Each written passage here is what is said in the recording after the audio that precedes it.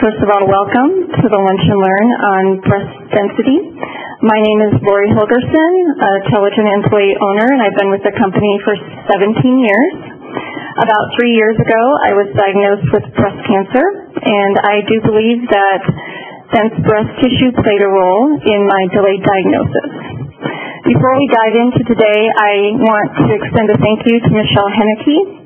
I pitched the idea to her a few months ago to bring this Lunch and Learn topic to our employee owners, and she immediately embraced the idea and said, let's do it.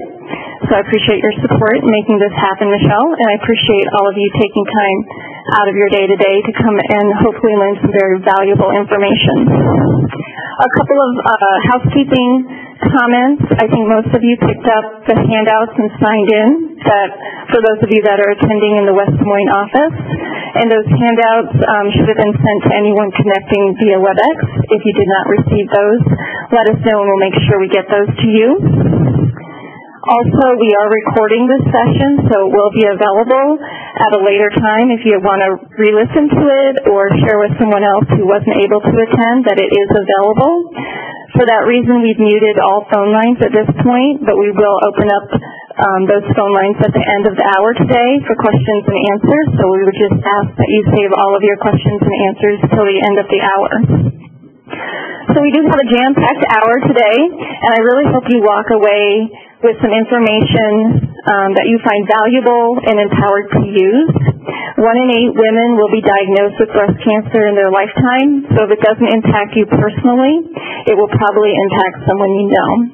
So I'm extremely grateful that we have two very helpful speakers here that, again, immediately embraced the invitation to come and speak to all of you and share their time and their expertise. And we're going to be starting with Bridget Cargill, and then Dr. Robert Schreck will be speaking, and then I will be sharing a little bit more about my personal journey with breast cancer before we open it up for questions and answers. So I have asked each of our guest speakers today to share a little bit about themselves by way of introduction. So I will pass it off to Bridget. Thank you both for being here. Thank you, Lori. Okay.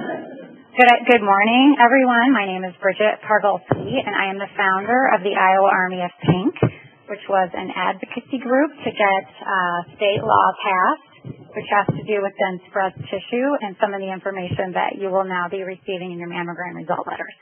But before we get into that, I would like to share my story with you so you see why this is so important for me and it has become my passion. I was diagnosed with breast cancer in 2012. I was that gal who had her mammogram on time every year and without fail. So when I was first diagnosed, I thought for sure we had caught it early. I thought for sure I had surgery and learned that the cancer had advanced into 7 of my lymph nodes. And I knew exactly what that meant. I knew that I was actually stage 3 and that my chance of survival had just plummeted. And trying to explain to me what had just happened, my oncologist, Dr. Schreck, said, Bridget, you have extremely dense breast tissue. Your mammograms are hard to read. Reading a normal mammogram is like looking for a pine tree on a prairie. Reading your mammogram was like looking for a pine tree in a forest of pine trees. You're trying to see if there's an ugly one. I remember thinking I was going to fall out of my chair. I couldn't believe what he just said to me. Moreover, I could not believe that it had taken getting into an oncologist's office for somebody to tell me that. So I went on through my treatment, chemo and radiation, all the while learning more about dense breast tissue. I came across a TED Talk by Dr. Deborah Rhodes at the Mayo Clinic, and I must have watched her TED Talk 20 times, just trying to soak in what she was saying. I started to wonder if maybe they had missed my cancer in the mammogram the year before. So I asked Dr. Schreck what he thought. He told me that he didn't know, but that I had every right to find that answer, and he sent me to the Mayo Clinic for a second opinion. At Mayo, and that was an oncologist who had the radiologist at Mayo look at all my prior mammograms, now knowing exactly where those tumors were, to see if they could see them. And they just couldn't see them. They couldn't see them. But I also asked specifically to talk with Dr. Deborah Rhodes, whose TED Talk I had watched so many times. And Dr. Rhodes told me that based on the cellular characteristics of my tumors and the size of my tumors, my cancer had actually been there for 5 years. That means 4 years in a row I had mammograms read as normal when I actually had breast cancer. The 5th year, I had a symptom of breast cancer, which raised a red flag. I got an MRI, and I was finally diagnosed. On my way out the door, Dr. Rhodes said to me, you know, states are starting to pass laws that would require radiologists to give women this information in their mammogram result letters. Maybe you want to go back to Iowa and see if you can do that. And a light bulb went on, and I knew exactly what I needed to do. So I came back, and I shared my experience with my support group. And I asked the women in the group, do any of you think that density may have delayed your diagnosis? And several women came forward. I asked if they would join me in trying to get this law passed, and they said, of course, you know, whatever you need, let's do this. And the Iowa Army of Pink was born. Today we have over 200 members. So the Iowa Army of Pink was our advocacy group. We were going to the Capitol, we were writing letters to legislators and trying to get this law passed. It took us 5 years, but it was signed into law by Governor Branstad last year, and it went into effect on January 1st. But after we passed the law, we realized there was a huge need for education, that we needed to get this information out to as many men and women as we can in the state, so that when those letters come out, you have some understanding of what they're talking about, but more importantly, you're looking for the information. Most women, when they get that mammogram result letter in the mail, the top line is going to say, your mammogram was normal in bold print. And a lot of women are looking for that word normal, and they're not going to take the time to read the rest. That you know, the information that we fought so long and so hard to get in your hands, we need to know that people are reading it. And that's why we're doing this. So if any of you are involved in any other groups, any church groups, if you just want to get girlfriends together, whatever it is, we would be happy, grateful, thankful to come and present to your group. This is a grassroots effort. Our educational arm is now called Iowa Breast Ambassadors. So we're trying to get the information out there, but it's also the Each One, Teach One campaign, meaning you don't have to be an expert on this. Once you've heard the information, just go share it with others. Just go share it with others, and there's a wonderful website called densebreastinfo.org. Just plant the seed, drive them to the website so they can learn themselves. So I mentioned that we have over 200 people in the Iowa Army of Pink, one of whom is our medical director, Dr. Robert Schreck. He is the ultimate patient advocate, and he is fully committed to this issue. And I'm so happy to introduce him to you today. There we go. We were the 30th state in 12 years, and we don't ever do anything early. It took us 12 years to catch up with the rest of the country to require that density information be added to the written mammogram report to the patient. Now, these mammogram reports came out in 1992. I've been in practice a dozen years by now. I'll never forget it. It was opposed by organized medicine. It came about as a law passed in Congress in 1992 through grassroots support from women who had breast cancer and their family and friends, requiring that the radiologist who reads the report must send a report directly to the patient in writing, in language they understand, before they go to the doctor. And it was not a good system. The doctor got the report, but then what happened? I'll tell you what happened. A lot of the times, nothing happened. I was in practice, I'd say, a dozen years. I was very involved way back in my early practice stages in malpractice lawsuits. I represented both plaintiff and defense, depending on what I thought was on the right side, or if they had a case. And I saw a lot of delay of diagnosis. You can't hide from breast cancer. It's going to come out eventually, but there's a delay in diagnosis. And sometimes there's a mammogram report, 6 months, 12 months, 2 years earlier, that pointed this out and nobody did anything. It laid on the desk, it got buried, it went in the files, it was a piece of paper. The doctor never saw it or never acted, didn't know what to do. When the patient started getting the letter and getting the report, all those malpractice lawsuits disappeared. Haven't seen one in years, because the patient became part of the conversation. It was an enormous step forward for women's health and breast health. As Bridget stated, patients started receiving letters with density information January 1st. The 148 Iowa mammographic facilities, they are all required to be on board, including this information no later than March 1st of this year. So those letters are out there and they are coming out. First of all, what is breast density? It has nothing to do with the way the breast looks or feels to the patient or the doctor. So it cannot be diagnosed on physical examination. In fact, it's kind of unfortunate we have the term density. There might have been a better term to use, but we're stuck with it. It refers to the amount of fibroglandular tissue, which is the part of the breast that turns malignant, in relation to the amount of fat. And it's a gradient. A woman's position on the density gradient is discovered when she has her first mammogram. There's no other way to know where you stand in the density gradient. And the increased density is lifelong. It does tend to decline after menopause, but very slowly over many years, generally not enough to actually change your position on the density gradient. In medical science, doctors like me have no way of decreasing the density of a breast except to remove it. And we'll hear more about that later. Here's 1,000 words, maybe 4,000 words. For practical management purposes, the American College of Radiology has defined 4 levels of density. They're descriptive: fatty, scattered, heterogeneous, a mixture of both fat and fibrous tissue, and extreme. Now these are good terms, and you should be familiar with these terms because those of you that are women, if you don't know already, will find out eventually which one of these terms applies to you. And that can have a significant impact on how you take care of your life, how you take care of your breasts. They're also, and not just defined, but they're also proportioned. 10%, 40%, 40%, and 10%. And that's very important to understand as well because those categories have significant meaning. Increasing density as we go up the scale carries 2 disadvantages to the patient. First of all, it increases the risk of getting breast cancer. We didn't know this until about 10, 12 years ago. We had no idea that the denser the breast, the more likely the patient is to get breast cancer. We know it now.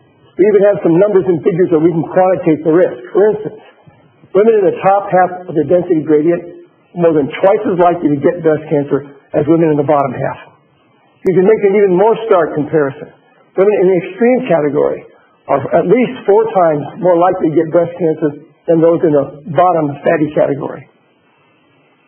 Extreme density, that is the top 10%, is second only to an inherited breast cancer gene as an independent risk factor for breast cancer. It even outweighs a positive family history. Hence the importance of knowing where you are in the density gradient. And if that wasn't bad enough, if it wasn't bad enough to increase the risk of getting it, it greatly impairs the ability of us physicians to diagnose it early. It masks the cancer on mammography, making early diagnosis less likely. And again, you don't need to be a radiologist to see this. Cancer appears on a mammogram as clusters of small white flecks, like a little cluster of snowflakes, a little cluster of grains of sand. As it grows and coalesces, it can form a coalescent white nodule, the size of a BB, the size of a pea, the size of a marble, eventually the size of a walnut, like Bridget's was when she was diagnosed. Those are readily seen in a breast with low density. You can see how it'd be hard to see little white clusters or even a coalescent nodule in an extremely dense breast. This is a classic snowflake in a blizzard, tree in a forest, or grain of sand on a beach issue. It's been known since mammograms were invented that there was this handicap. But until recently, there was nothing you could do about it. There was no alternative. There was no other way of investigating. Now there are several ways of doing so. What does the Iowa density law require? Well, first of all, it must include whatever it says in language appropriate to the patient, which is not a big deal here in Iowa. We all have 8th grade educations and read the newspaper and can speak English. For all women, reports must now include her density category. And this is one of the strengths of the Iowa law. We have, I think, the best density law in the country. Partly because we can take advantage of what other states had already done. But every woman is going to find out her density category: fatty, scattered, heterogeneous, or extreme. Some states just require that the 2 top categories get a density notification. Which leaves the other half of the patient wondering if they were left out, if somebody missed something, what's going on, where do I stand? It leaves them with insecurity. Every woman will find out where she fits in the category, in the categories. It's also required to include information, or more likely, internet links information regarding breast density, so the patient has in front of them a mechanism to read more and learn more about this. Those are required for all women. For those in the top half of density, the heterogeneous or extreme groups, The report must now include the following facts. Increased density increases your risk of getting breast cancer. You need to know that. An increased density impairs early diagnosis on mammography. Now, the wording in these letters, we've gotten a half a dozen letters sent to us by patients already, usually raising some concern about the way they were worded. And there's an enormous spectrum of quality in these letters. In one of our projects, we went from advocacy to education. One of our projects is going to have to be to advocate to the Iowa Department of Public Health to enforce these regulations. We clearly are seeing some letters coming out that do not meet the letter nor the spirit of the law. It's almost a passive-aggressive behavior by the radiologist. We see other letters that are fantastic, both on the information they give the patient and the links to information. There's a huge spectrum here. That's another project for us and for the Department of Public Health. Now, density is not all gloom and doom, at least relatively speaking. Patients in the lower half of density gradient, those in fatty and scattered, are actually less likely to develop cancer than the average woman. Also, any breast cancer they develop will very likely be detected early on routine mammography, leading to a very high likelihood of cure, and hopefully without a lot of very aggressive therapy. So if you're in the bottom half, congratulations. You picked the right parents or something. We're not sure why some are dense, some are not, but congratulations. In fact, here's a thought that occurred to me as I was composing this PowerPoint production. I'll call it a Shrekism.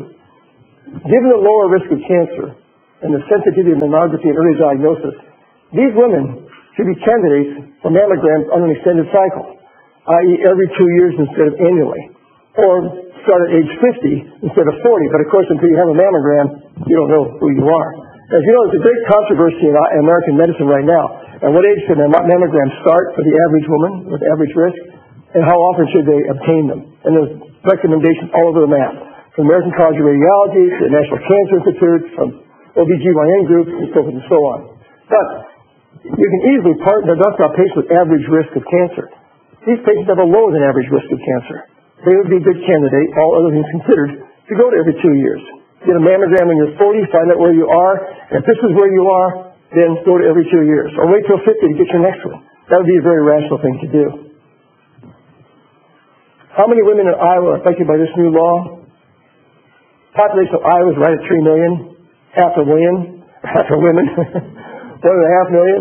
The median age of a woman in Iowa is 41, which is right at the mammographic age. So there's 750,000 women in Iowa in the mammographic age. Just over 2/3 of them get mammograms. Now the other third, some of them have legitimate reasons not to get mammograms. They're aged out, they're too old, the life expectancy is not worth taking the effort of the energy. But a lot of them just don't know any better. They don't have the finance or the money. When in fact, all insurance companies, including Medicare, are required to pay 100% of the cost of a mammogram. There's no deductible or co-insurance fee.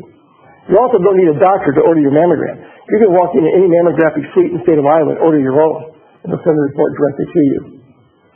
40% of this 500,000 women, 200,000, have heterogeneously dense breasts. 10% have extremely dense breasts, that's 50,000 women.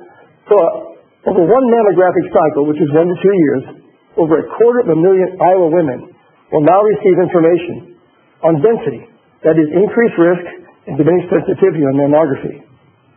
They've never heard this before. It's going to be new to them. As Bridget says, if we just read down the letter and read this, it's going to raise a lot of questions.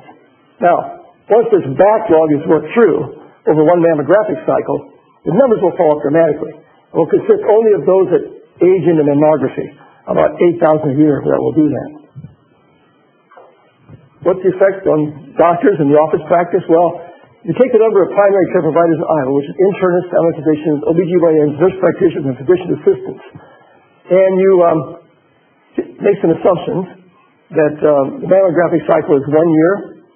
Women with increased density are evenly distributed amongst primary care providers, and all women with increased density will have questions. Now, those are big assumptions. But if they were to be true, every PCP would see, on average, one patient a week walking in with a high-density letter saying, what's this mean? And of course, they don't know what it means either. They're learning now because the people are walking with the letters. And doctors are not dumb people. By the time the summer gets here and the 4th of July comes around, they'll have figured this out. They'll know what's going on because they'll have to face it again and again and again with their patients. They'll look it up themselves. They'll look at the same resources and websites that we've provided. They'll call their cancer consultant. They'll call their radiologist. They'll figure out what it means and what to do about it very quickly. Now, the above assumptions are not entirely correct. Some specialists may see more than their share. Many women will not have an interest in or an understanding of density. Cycles longer than 1 year will delay the influx of patients with letters. And after the backlog is exercised, then the incidence will drop to just a few patients per year coming in with a density letter. But by then it will be background noise. Be part of the system, people will know what to do. Now, those that do present with high density letters will have questions, and let me go over a few of those. By the way, if you know what your density is, let me have you raise your hand. So we have 1, 2, 3, 4, well, some people obviously know because they've been patients. We have a 4 out of 40 women know their density. Well, those of you that are of mammographic age will find out in the next year or two where you stand on the schedule, on the gradient. They're going to have questions when things come up, and some of these are worthwhile emphasizing to both patients and physicians. With increased density, should I continue to get a mammogram? Absolutely. A regular mammogram schedule should be continued until advanced age. We don't know what advanced age means, so you're basically too old to get there, to get one. Women in all density categories who maintain a regular mammogram schedule will live longer because fewer will die of breast cancer, and live better because there are better ways to die than with cancer.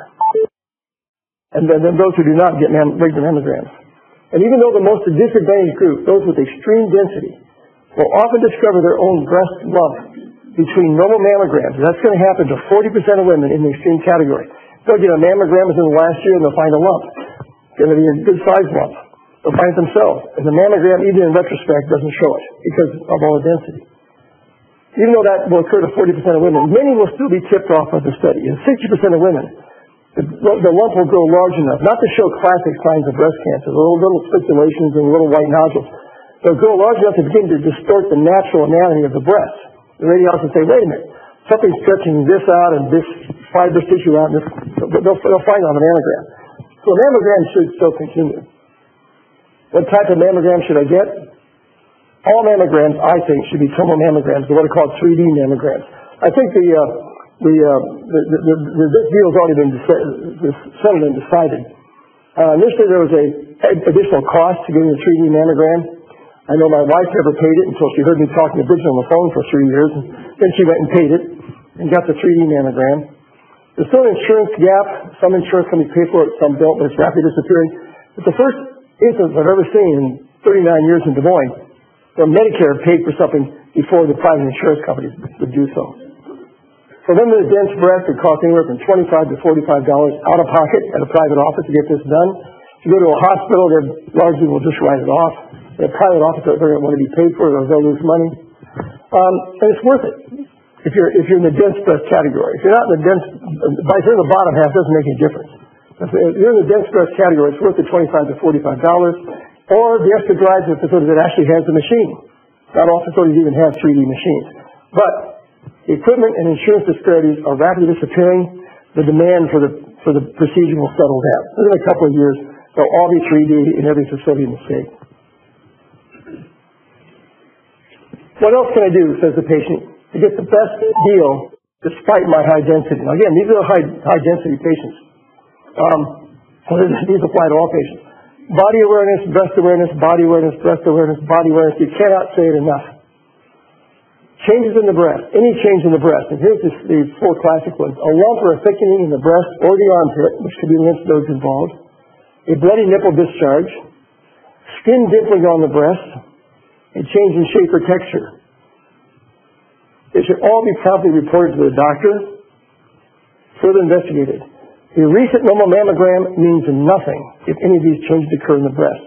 You need to go back to the doctor and say, hey, a normal mammogram is normal, what about this? And even though doctors are taught that if there's a palpable lump in the breast, it must be felt, it's amazing how many doctors get complacent and say, well, your mammogram is normal, forget about it. And we've seen these anecdotes in many of our Army of Pink colleagues. A recent normal mammogram is of no reassurance whatsoever if any of these changes are noted. Another thought. Given the increased risk of cancer, patients in the top half of density are the last people that should go to every other year or wait till they're 50 to start regular mammograms. In fact, these 2 thoughts I've given you together, again, I call them striking since I can't prove them, but it makes sense to me that everybody should get a mammogram at age 40. and see where they stand in the density gradient. We're actually going to diagnose a few cancers on those mammograms, in fact. And if you've got low density, sure, wait 10 years and start every other year. If you're high density, begin every year at that point on mammograms.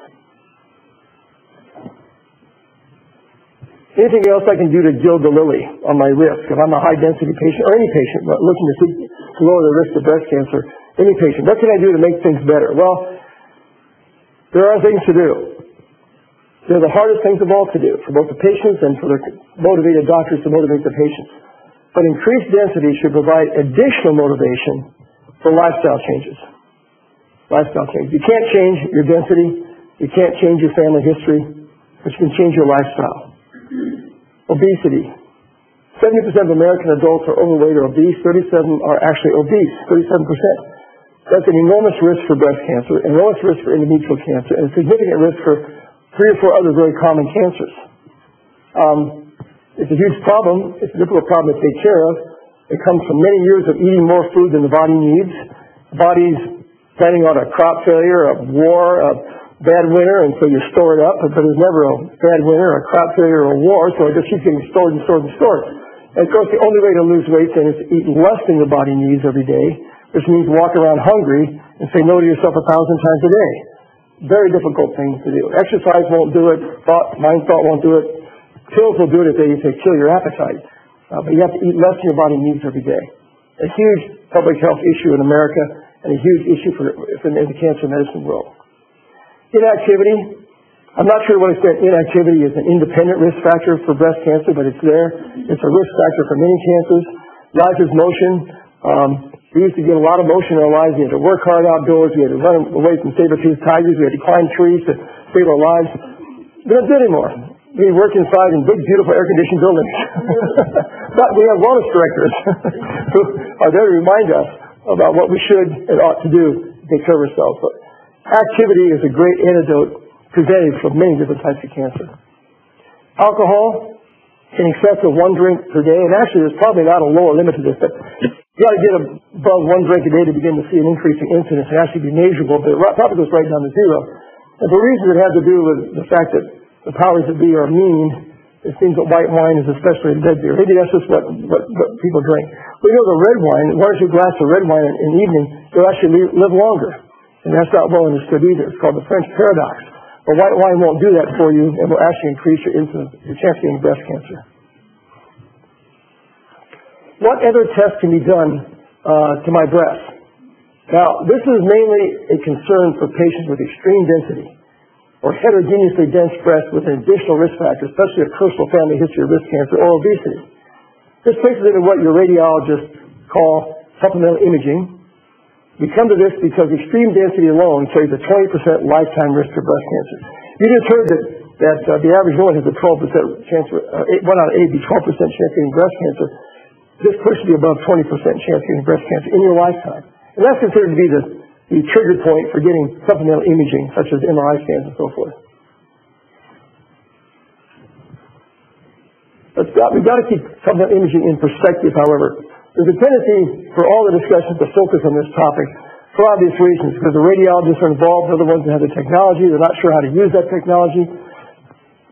And it's understandable. However, only a small fraction of women are candidates. The 10% in the extreme density group and heterogeneous with any additional significant risk factors.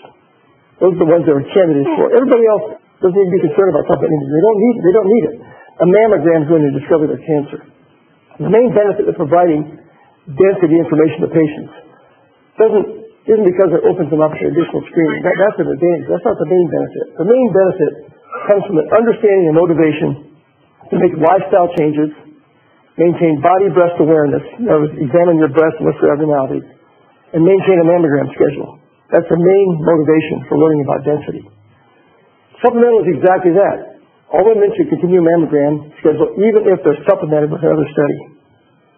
Finally, there is a measurable value in bringing women into the conversation on all aspects of breast health. We saw this in 1992 with the original requirement for a written report, and we'll see it again with density information. What are these supplemental studies? I don't want to spend a lot of time on these, but I'll mention them briefly. There's 3 of them. They all have their advantages and disadvantages, but these are ways of looking at the breast supplementing the mammogram in women who have a high risk for breast cancer, either because of family history, a combination of family histories, a BRCA gene, or increased density. The automated breast ultrasound, this is another way of looking at the anatomy. It's non-invasive, it's time-consuming, it's expensive. It doesn't diagnose a lot of breast cancer, but it diagnoses some. Lots of false positives. A false positive is a spot you have to investigate further. It turns out not to be cancer. Good news, but very distracting. MRI scan of the breast is an abbreviated form, which is cheaper and goes quicker. It will see through density and detect small lesions. I'll commonly detect many of them. A lot of those are benign. It's not unusual to get an MRI scan of the breast and see 20 spots, but the mammogram didn't show any. Well, they're not all cancer. In fact, that's a very high incidence of false positive, one of the problems. But, and there's a limitation to what can be done. It's expensive. It requires you to have IV contrast. You can't give it to people with kidney problems. If you have claustrophobia, if they have ferrous metallic body parts, they can't get in there. They can't get in the scanner. But it is widely available. This, to me, would be the best study, but you can't get it. It's a molecular breast imaging study. There are 2 hospitals in Cedar Rapids had machines. They're both out of commission. You have to go all the way to the Mayo Clinic now to get this. And this is what Deb Rhodes in the Mayo Clinic has promoted for studying dense breasts. It uses a radioisotope with a short half-life that localizes in metabolically active tissue. It's a test for physiology, not for anatomy. It's as the lowest incidence of false positives because the benign lesions will not light up on this study at all. It's very sensitive in detecting small active tumors. It's the least expensive of all supplementary tests. Mayo Clinic promoted this technique, but you can't get it unless you want to drive to Rochester. You can drive to Rochester and get it. It also involves total body radiation, so it's done every other year, not every year. And here's another thought. There's a final Shrekism. If it's true that breast cancer is overdiagnosed and overtreated at some level, whether it's 10%, 15, 20%, but women diagnosed breast cancer have cancer, we're never going to bother them. We shouldn't mess with it, but we can't really are. This might be the ideal screening test. As a small, low-grade, physiologically inactive cancer, looks like cancer in the microscope, but don't behave like cancer, will be invisible to this study. And you won't see them, you won't have to worry about them. And finally, what about insurance? It's a major issue. Like the vast majority of states, our legislation did not mandate insurance coverage of these supplemental imaging studies. But if the doctor writes a letter, what's called a letter of medical necessity, which primary care doctors don't know how to do, but medical oncologists and surgeons and so forth do know how to do it.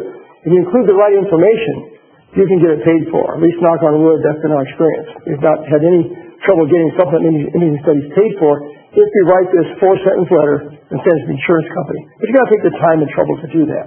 And most doctors don't know how to do it. Again, those with extreme density or those with heterogeneous density with an additional risk factor.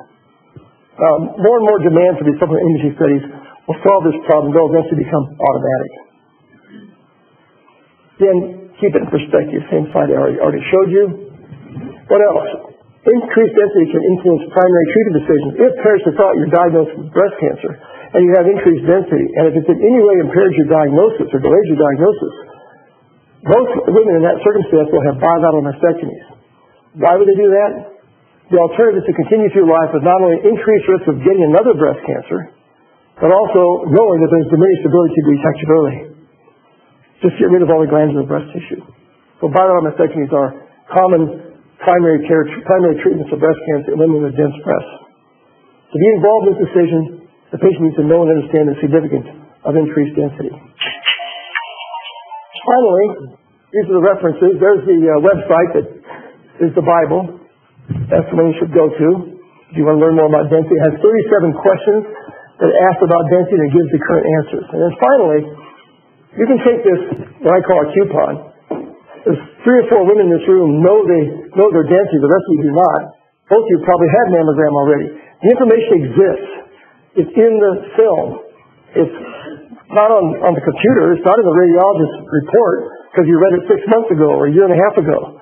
But if you want to know your density, you don't have to wait until your next mammogram. Take this coupon back to your radiology department. Put your name, your birth date on there, and your primary care provider's name on there, and say, pull my films out and please read them and tell me where I stand. That's what my wife did. And if they do it for a cancer doctor's wife, would they do it for anybody's wife?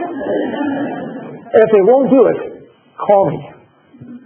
If anybody who takes this coupon and you encounter any obstructions whatsoever, call me. We'll help.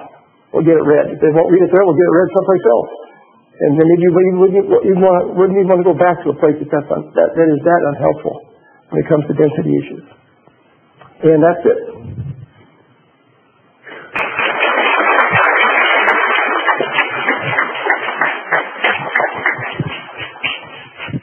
Thank you, Dr. Schreck and Bridget.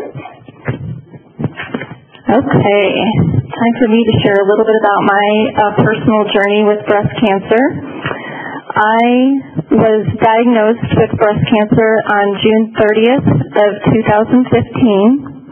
It was a stage 2 invasive ductal carcinoma. For those of you who like the details, it was an ER/PR positive, HER2 negative breast cancer. For me, stage 2 meant that my cancer had already progressed to a lymph node in the left axilla, or my left armpit area. And despite the fact that I had had 2D and 3D mammograms for years, I actually found the lump in my armpit myself, similar to what Dr. Schreck alluded to, that patients often find these themselves despite mammograms. So after I found the node, it was biopsied, and I received my diagnosis, which then led to my treatment regimen. And you can see from the slide a couple of photos of my receiving chemotherapy and the radiation machine. So I had 5 months of chemotherapy, which was 16 infusions via port. I proceeded to have a bilateral mastectomy, 28 consecutive days of radiation, reconstructive surgery, and weeks of physical therapy. All of that spanned approximately 2 years. And I am now taking tamoxifen, which is an estrogen blocker, so I will take a pill a day for 5 to 10 years. So, what about my mammograms pre-diagnosis? I want to preface this with saying I had no family history of breast cancer. I was negative for the BRCA gene. I lived a relatively healthy lifestyle and was very proactive with my preventive care. This particular slide, I'll actually have you look at the middle column first, but it shows the history of when I had mammograms and what my result letters showed and was communicated to me as a patient. So when I was 36 years old, in 2006, I had a baseline mammogram. The result letter stated that my mammogram was normal, but it did show some breast tissue that was denser than average, but I should return at age 40 to continue with annual mammograms. So I did that.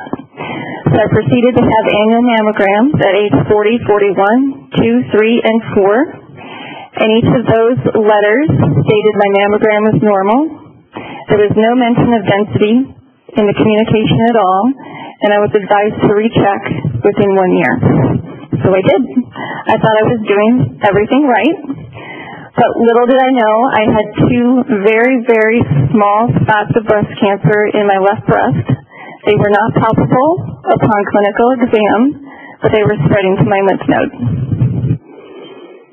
My surgeon, similar to what Bridget had said, told me because it was a slower growing, less aggressive cancer, that it had probably been there for years.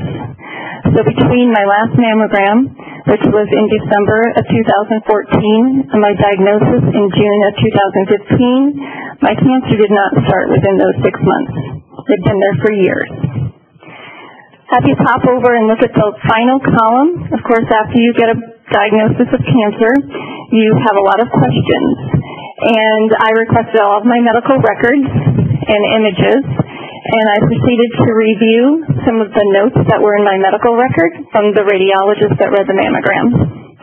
And you can see that the density of the breast tissue had been captured in those notes. My baseline indicated very dense. 40 years old. The terminology in the notes was extremely dense, very dense, breast tissue dense, heterogeneously dense. So that information just was not getting communicated to me as a patient. Had it, been communicated to me as a patient, perhaps I would have been armed with some of the information that you all received today and asked more questions to find out what else you needed to do. But now this is the law that you will have that information in your mammogram results letters. All right, so my takeaways that I hope you have as a result of this lunch and learn is to, one, know your breast density. It's the law now, so if you don't have that information, you should be able to ask for it and get that information.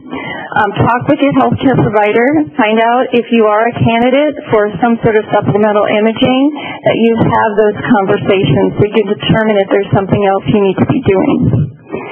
It will not, as Dr. Schreck said, change the fact that you may or may not get a breast cancer diagnosis, but you can definitely diagnose at an earlier stage, and that will drastically change your treatment regimen.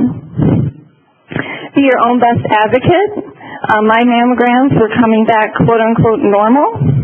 So when I found the enlarged lymph node in my armpit, and I brought that to the attention of medical providers, no one was overly concerned. I had normal mammograms. So we could watch and wait. Probably nothing. Probably just a lymph node that enlarges. That happens. Because I was not comfortable with that, it didn't feel right for me and my body, I pushed to have a biopsy. And that biopsy is what led to my diagnosis. So be your own best advocate. My interventional radiologist told me later that I probably saved my life. So if you feel like something's not right, definitely take action and pursue it. And finally, share the information that you've learned today. Bridget alluded to the Each One Teach One. I'm not going to read this particular slide, but this slide has email content that I received from a friend, and what action she took as a result of hearing my story. So that's really what continues to motivate me to share my journey with others so they can take this information and feel empowered to do something with it.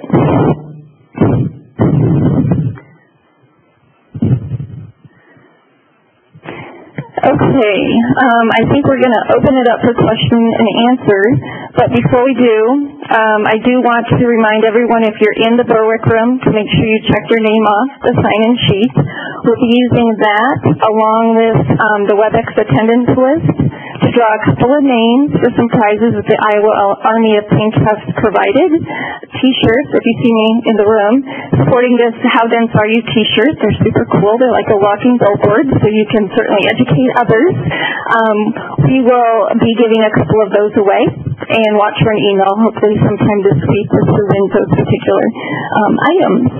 So just a reminder, we did record today's Lunch and Learn, so it is available via WebEx, or the WebEx recording will be available. And a plug for the Iowa Army of Pink, which Bridget is involved with, as well as another guest we have in the back, Bridget, if you want to wave. They will both be here at the table at the Wellbeing Fair on May 18th. So feel free to stop by and get some additional information, ask them questions. They're fantastic resources. And finally, I'm an open book. I believe in sharing the journey that I've been through, so if anybody has any questions, you can always reach out to me at any time, and I'm happy to visit with you further. So my contact information is also on the screen. So with that, I want to thank both Bridget and Dr. Schreck again for sharing your time with us today. Fantastic information, and hopefully everyone found this a valuable use of their time. We're going to go ahead and unmute the phone lines and open it up for questions and answers. If you're in the room and you have a question, if you could wait for the microphone, we are going to ask you to use that so everyone can benefit from hearing what the question is. So does it make a difference if you're a mother?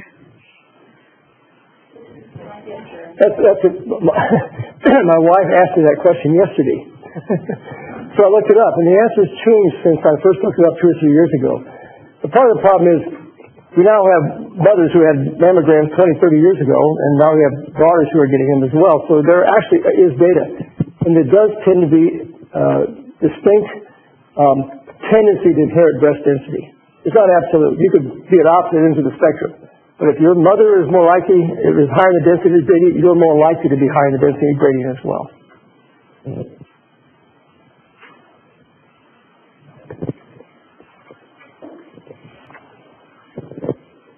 At what point should you suggest an MRI? If you know that you have dense breasts and you know that you have lumps that they've, just kind of chalked away for years, what point should you ask for an MRI, and would insurance pay for it? If you're in the extreme density category, then you should have an MRI scan. And part of the problem is you're going to see lots of spots. So you can't really know, you can't biopsy them all. And if there's one dominant lump, that would be something that we either biopsy or watch closely. But the value of an MRI scan is in serial MRI scans, every year, every 2 years, looking for something that's emerging or growing or getting bigger. And you'll find it in a dense breast when you're never going to see it on a mammogram. If you go to dense breast info, under the patient tab, there's a risk assessment checklist. So we all know family history, but there's actually 26 things that they will ask you in this checklist. It's a good idea. Take a look at that. And if you've got some other things coming up on that checklist, that's a good thing to print out and take to your primary care provider in this discussion. And I just wanted to give a plug for McFarland Clinic in Ames. They've kind of taken the lead on this breast density thing. They've been telling women about their breast density for probably 4 or 5 years now. They were the first one around here to get whole breast ultrasound, and now they're the first one to get the abbreviated MRI. If you, for peace of mind or whatever reason, really want that breast MRI and you can't get insurance to pay for it, they're doing the abbreviated breast MRI. So instead of 2,000 slices, it's about 400. And the cost to the patient, if you would have to pay for it, is $399. And I just wanted to give them a plug. They're doing a great job up there.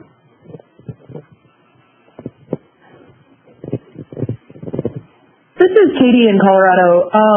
For those of us that are virtual attendees, can you provide us some information on where we can go to learn more about the services offered in our area or advocacy groups based on the different states we're in? Would it be breastinfo.org? Densebreastinfo.org? Densebreastinfo.org is a great website for patients as well as physicians. There's another website called RUDenseadvocacy.org.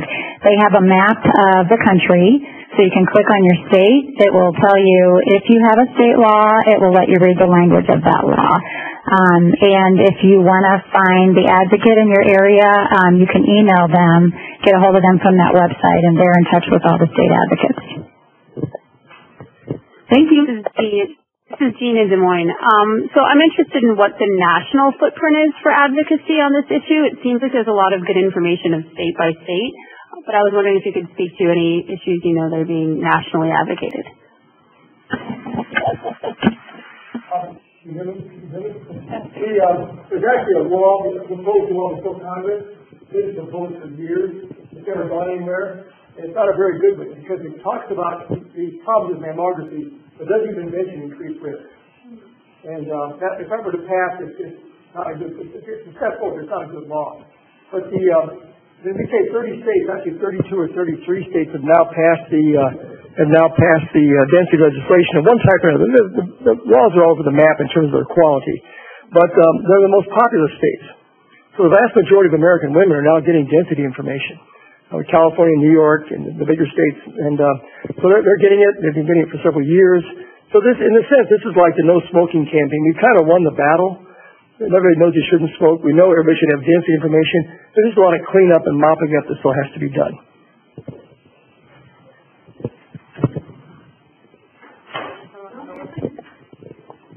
Is there a decreased, detection rate for if you want one and you're under 40?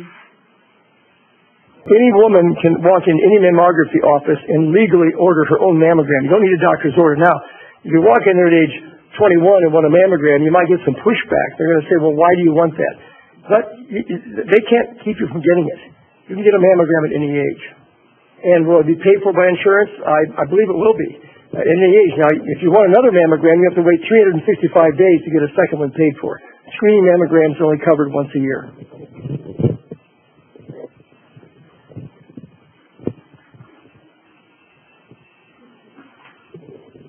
Oh gosh. Okay. Sorry. So I understand. My question is there anything that men can do to help increase the knowledge with the women in their lives, any way that we can advocate. I mean, I understand that men can also get breast cancer, but I understand also that women are unfortunately the primary targets. And I just want to know any way that we can help, that we might be able to educate or do anything as well. I'm a guy, okay, I'm a man. When my wife went to get her density information off her prior mammogram, I had to intervene. Rodi Herrera, a good friend of mine, said, well, Bob, she's okay. I said, well, I'm going to know what it is exactly. Please get the film out and read it again. She'd asked her primary care doctor, the primary doctor's nurse, and he would walk back to the radiology suite and got nowhere. So on the phone, he pulled it up on the computer, and he pulled it up, and I said, well, don't tell me I'm not on the HIPAA list. I'm not on the privacy list. Just won't be having her medical information. Here she is. Put her on the phone. That's how she found out. And you can do that. You can be supportive of the women in your life. I think, the Iowa legislature is largely men. I think we didn't really get to them until we made them realize they all had women they cared about and loved. That's what did it. Thank you, though. Share the information with everybody you know. Thank you for asking that wonderful question. Are there any other questions on the phone? Just also wanted to mention that just as of March of this year, the American College of Radiology has just made a new statement about if you have dense breast tissue and other risk factors, you should be offered an MRI. So for those who already know, or when you get that, if you have other risk factors, particularly family history, then bring that to your doctor's attention. As part of that, they also have now advocated, and this is a big step forward, it's a big deal, that any woman who gets breast cancer under the age of 50, doesn't succumb to it, and still has breast tissue, didn't have bilateral mastectomies, should get an MRI scan every year. Those are big steps forward. Of course, the density issue has pushed a lot of this. Now, those changes are not going to be well known in the medical community for quite some time. It may take patients coming in and saying, hey, I understand I should have a mammogram. And the doctor will have to catch up, but they'll catch up very quickly once they have to face the issue with patients. I wanted to add, too, that the supplemental imaging, correct me if I'm wrong, Dr. Schreck, but it images outside of the breast tissue, so it would capture some of the axilla area where your lymph nodes are.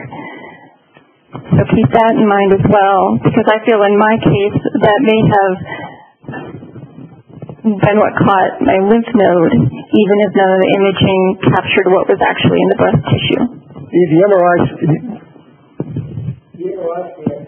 MRI scan and the molecular breast imaging study and the ultrasound will all see a large portion, if not all, of the axilla as well. This is kind of more for internal. Do you know, and I know you don't know off the top of your head, obviously, but is there a way we can find out, for those of us that have insurance here, do we cover 3D? Do they cover 3D? Well, we know our plan documents. Right. I mean, it would just be something nice that we could send out to everybody and say, hey, it does not. Okay.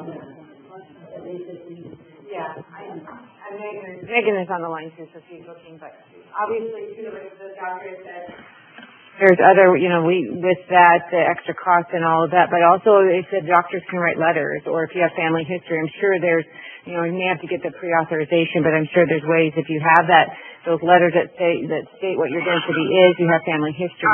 But, unfortunately, with any insurance company, I'm not the owner of the insurance company, there's hoops that we have to jump through to get those things done. And I wish I could control, but I cannot.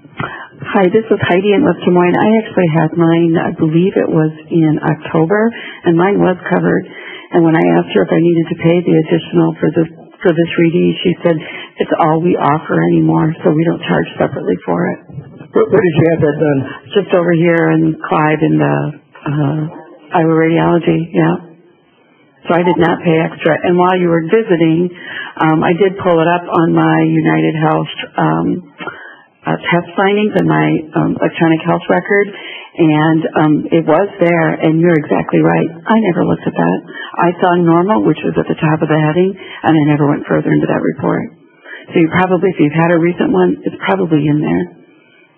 Log in, check it out. I have a question for you. Do you remember what it said? Not to put you on the spot, but we received another letter from them where it just stated the breast density was average. Okay, average is not one of the categories. No, it said scattered. It did, okay. So, but if you get anything yes, that's confusing or you don't understand your letter, call and ask and get it clarified. Average is not one of the categories. Okay, to be respectful of time, if you do need to leave, that is perfectly understandable, but our speakers can stay a little bit longer. If there are some additional questions, you're welcome to stop and ask them personally. But other than that, thank you all for your support of this Lunch and Learn.